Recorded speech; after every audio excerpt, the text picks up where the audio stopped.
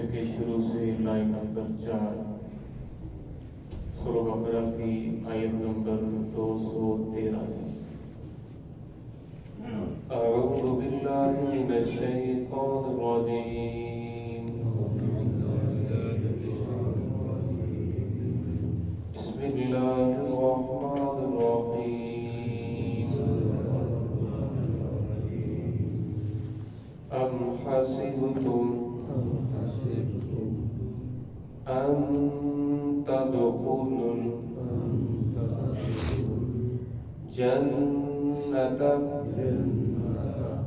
ولما يأتكم مثل الذين خلوا من قبلكم مستهم البأساء والضراء وزلزلوا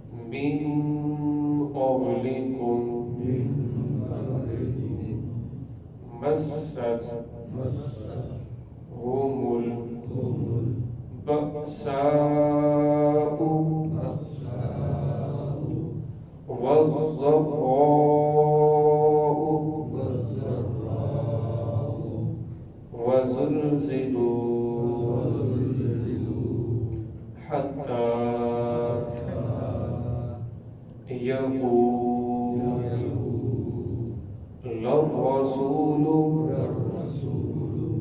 والذين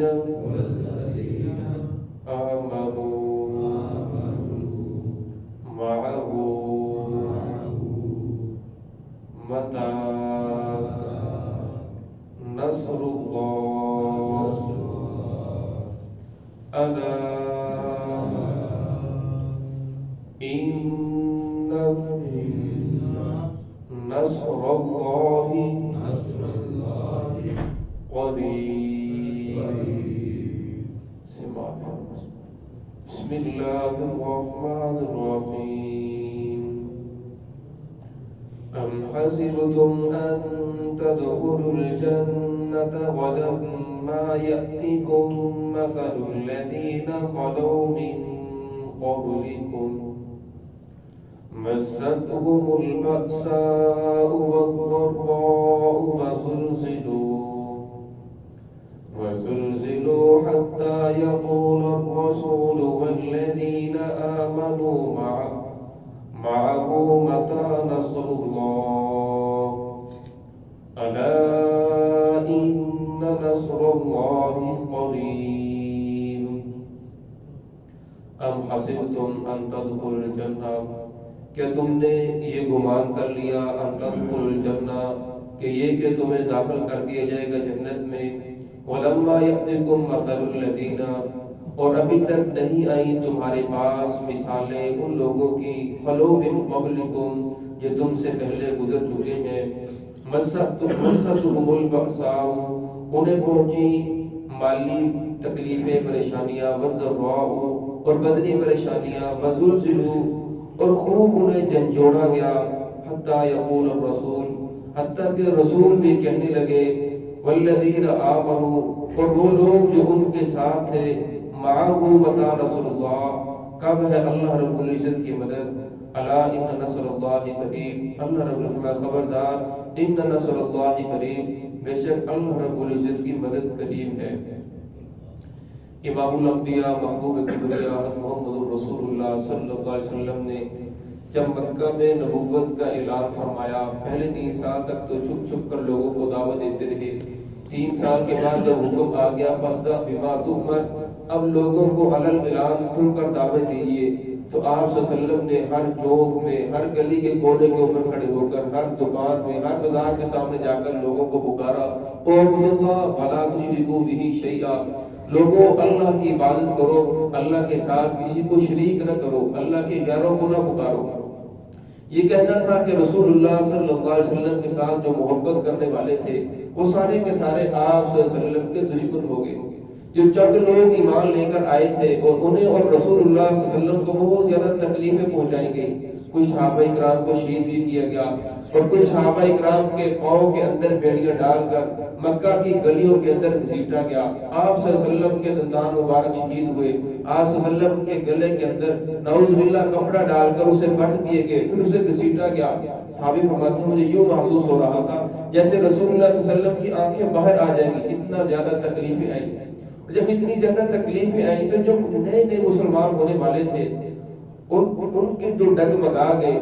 جب انہوں نے پریشانی کا اظہار کیا، حضرت عثمان رضی اللہ عنہ جب اسلام قبول کیا تو ان کے چچا نے ان کو ہاتھ پاؤں باندھ کر دیوار کے ساتھ ایک سریہ لگا کر اس کے ساتھ ان لٹکا دیا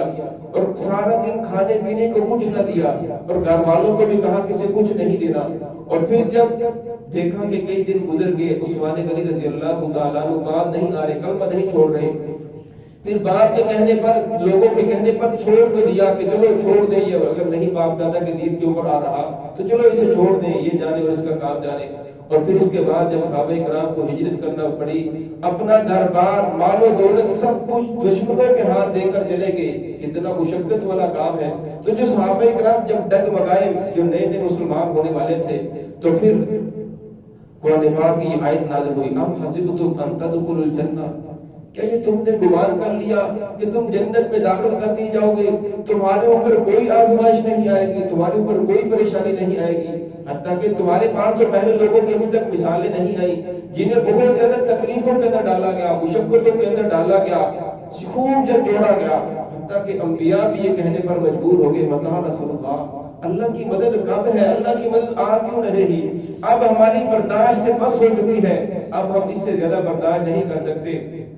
تو آپ صلی اللہ علیہ وسلم نے جب صحابہ کرام کو یہ آیت سنائی تو صحابہ کرام کے دلوں کے اندر حوصلے اور زیادہ بڑھ گئے، کوئی بات نہیں، ہم ساری کی ساری مشقتیں برداشت کرنے کے لیے تیار ہیں۔ حضرت خباب بن ارد رضی اللہ تعالیٰ جو امیہ بن خلف کے غلام تھے، اور جب انہوں نے اسلام قبول کیا، جیسے ہمارے زمانے میں کیکر کا درخت ہے، یہ کافی دیر تک چلتا رہتا ہے، وہاں عرب کے اندر ایک درخت تھا جسے زوفا کہا جاتا ہے، وہ بہت زیادہ جلتا تھا، اس کے انگاروں کو سلگا کر ان کو اس کے اوپر لٹا کر قمیض ہٹا کر اس کے سینے کے اوپر پاؤں رکھ کر کھڑا ہو جاتا۔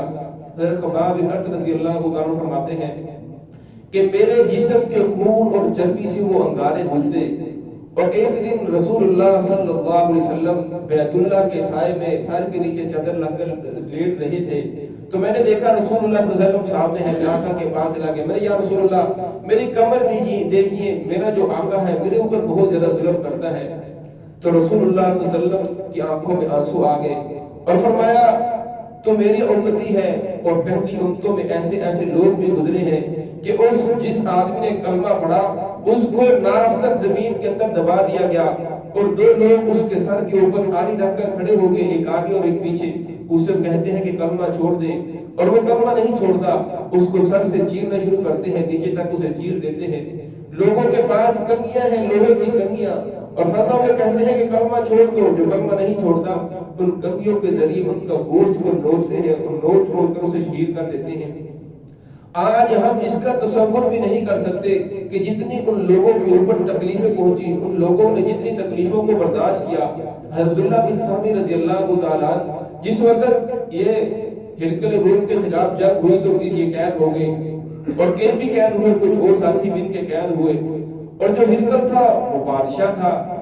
اس نے دیکھا کہ خوبصورت نوجوان ہے، عبداللہ بن سامی کو اس نے کہا کہ اس آٹھ نوجوان کو میرے پاس لاؤ، اور ان کے پاس لایا گیا، اور کہنے لگا کہ تجھے پتہ ہے میں کون ہوں، میں بادشاہ ہوں، یہ ساری بادشاہت میری ہے، اگر تو عیسائیت کو قبول کر لے اپنی بیٹی کا رشتہ بھی تجھے دوں گا اور تجھے اپنا وزیر بھی بنا دوں گا، بڑا عہدہ دوں گا اپنی بادشاہت کے اندر۔ حذیفہ رضی اللہ عنہ نے فرمایا یہ تو ایک بادشاہت ہے، اگر پوری دنیا کا تو بادشاہ بھی ہوتا اور پھر مجھے یہ کہتا کہ میں اپنا یہ جو تخت تاج ہے یہ تیرے سر کے اوپر رکھتا ہوں، تجھے بادشاہ دیتا ہوں، تو میں یہ تصور بھی نہیں کر سکتا کہ میں ایمان کو چھوڑ دوں۔ صحابہ کرام ایمان کے اتنے پکے تھے۔ مسیلمہ کذاب کے خلاف جس وقت جنگ لڑی گئی تو حضرت حبیب بن زید انصاری رضی اللہ تعالیٰ وہ جنگ کرتے ہوئے قید ہو گئے۔ مسیلمہ کذاب نے پوچھا کہ تو میرے خلاف کیوں لڑ رہا ہے؟ اس نے کہا کہ تو جھوٹا ہے، تو نبوت کا دعویٰ کر رہا ہے، تو نبی نہیں ہے، نبی تو محمد رسول اللہ صلی اللہ علیہ وسلم ہے۔ وہ کہنے لگا کہ میں نبی ہوں، مجھے نبی مان لے تجھے چھوڑ دیا جائے گا۔ انہوں نے کہا کہ یہ بات تو میں دوبارہ نہیں کر سکتا کہ زبان سے یہ الفاظ نکالوں۔ اس نے پہلے ہاتھ کاٹا، پھر کلائی کاٹی، پھر بازو سے کاٹا، ٹکڑے ٹکڑے کر کے شہید کیا۔ لیکن حضرت حبیب بن زید انصاری رضی اللہ عنہ یہی کہتے رہے کہ تو جھوٹا ہے، نبی محمد رسول اللہ صلی اللہ علیہ وسلم ہے۔ حضرت خبیب بن عدی انصاری رضی اللہ تعالیٰ جس وقت کفار نے انہیں قید کر لیا، حضرت ابو سفیان رضی اللہ تعالیٰ اسلام نہیں لائے تھے، اس وقت کافر تھے، ان کے پاس آئے، کہنے لگے کہ تو صرف اتنی بات کہہ دے کہ کاش میری جگہ محمد رسول اللہ صلی اللہ علیہ وسلم کو نعوذ باللہ سولی دی جاتی اور مجھے چھوڑ دیا جاتا تو میں تجھے چھڑوا لوں گا، صرف اتنی بات کہہ دے۔ وہ کہنے لگے کہ میں تو یہ بات بھی کہنے کے لیے گوارا نہیں کر سکتا کہ رسول اللہ صلی اللہ علیہ وسلم کو اپنے گھر کے اندر پاؤں میں کانٹا لگے اور مجھے یہاں سولی دی، میں تو اس بات کو بھی کہنے کے لیے گوارا نہیں کر سکتا، یہ بھی جملے زبان سے ادا نہیں کر سکتا۔ تو اس وقت ابو سفیان کہنے لگے کہ یہ کیسا آدمی ہے کہ جو اس کے اوپر ایمان لاتا ہے وہ اس کے اوپر مر مٹنے کے لیے تیار ہے۔ تو صحابہ کرام نے جب اسلام قبول کیا پھر اس کے بعد ایسی ایسی تکلیفیں آئیں، ایسی ایسی مشقتیں برداشت کی، آج ہم تو اس کا تصور بھی نہیں کر سکتے۔ تو اللہ رب العزت نے فرمایا کہ آپ پریشان نہ ہو، جنت اتنی سستی نہیں ہے۔ کیا ان لوگوں کا مقصود صرف جنت تھا؟ جنت مقصود نہیں تھا۔ ایک آدمی ہے، اسکول جاتا ہے، پڑھتا ہے، ڈگری حاصل کرتا ہے، سند حاصل کرتا ہے، اس کا مقصد صرف سند حاصل کرنا نہیں ہوتا بلکہ سند اس کی کامیابی کی دلیل ہوتی ہے۔ اور ان لوگوں کا مقصد جنت حاصل کرنا نہیں بلکہ جنت کامیابی کی دلیل ہے۔ جس آدمی کو جنت مل گئی یہ اللہ